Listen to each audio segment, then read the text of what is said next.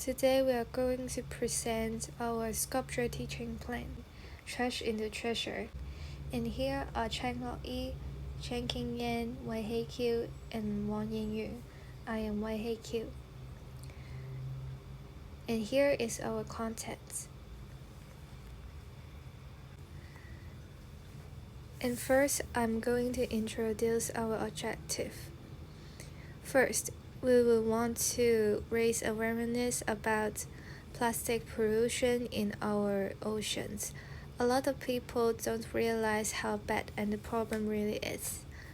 And second, we will actually transform household waste like plastic bottles, bags, and containers into a big collaborative ocean art piece. Everyone will work together.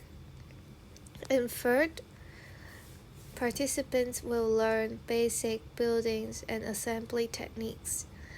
Nothing too hard, just simple ways to attach and shape plastic pieces.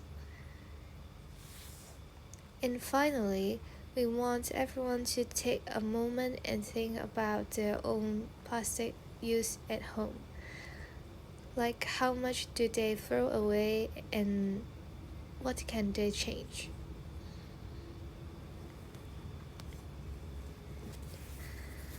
And this activity is designed for everyone in the community. Kids as young as 7 years old can join, all the way up to seniors.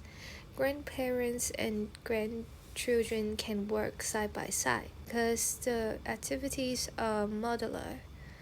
That means we break the project into small, manageable parts. Beginners can do simple tasks like cutting or tying. More experienced folks can take on complex assembly. Everyone can work no matter their skills level. For pedagogy, this activity mainly focuses on constructivism and service learning. For contextual learning, by bringing the waste from their homes, the art material is no longer abstract. It's a direct reflection of their lifestyle. And for collaborative setting, this installation isn't a solo project, but a community ecosystem, imitating how individual actions contribute to a large environmental impact. And for the eco-critical thinking, discussion during the making process will encourage the participant to critique the throwaway culture. And for the teaching materials, it will be collected from the participant. Clean plastic bags, various color and plastic bottle with caps, and also we will ask for collaboration from the green and community to provide some of the plastic bottle, and provided by the instructor with scissors, art markers, and wire. For binding part, like tape, zip tie, glue, and low-heat glue guns is also provided by the instructor. For tools like hole punches and cutter will handled by the adults or staff, and references with photos of jellyfish and fish. Next, I would like to talk about the key process of the workshop. Here is the overall rundown, and there will be 4 sessions in about 3 hours. First of all, we will conduct an introduction session. We will have 10 parent-child team joining us for a total of 20 people. We prepare to set up 5 tables, which mean 2 groups will be sharing tools and material at each table. We will quickly introduce the topic using PPT, briefly explaining the impact of marine plastic pollution on marine ecosystems, and also prepare some reference images of the finished artwork to be completed today.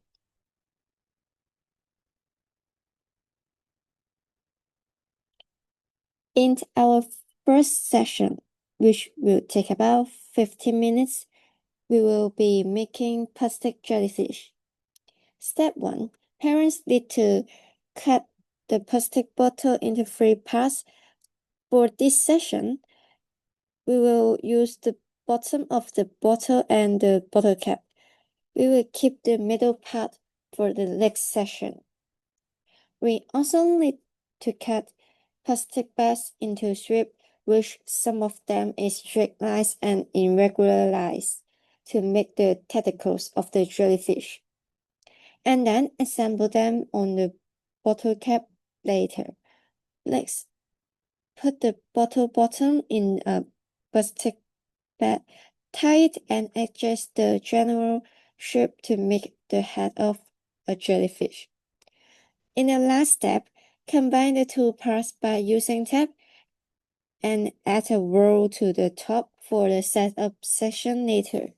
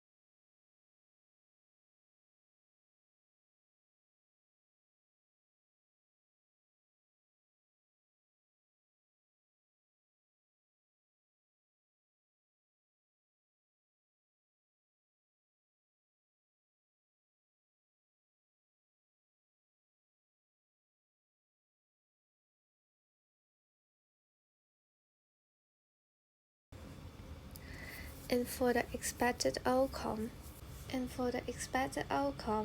we hope people can learn something. By the end of the activity, everyone should be able to name 3 ways plastic hurts sea animals. For example, getting stuck in plastic. Sea animals like turtles and fish can get tangled in plastic bags, fishing nets, or other plastic waste. And second, a lot of animals make mistake on eating plastic. They will mistake plastic for food and sea turtles like think plastic bags of jellyfish. And also tiny plastic pieces getting into their body.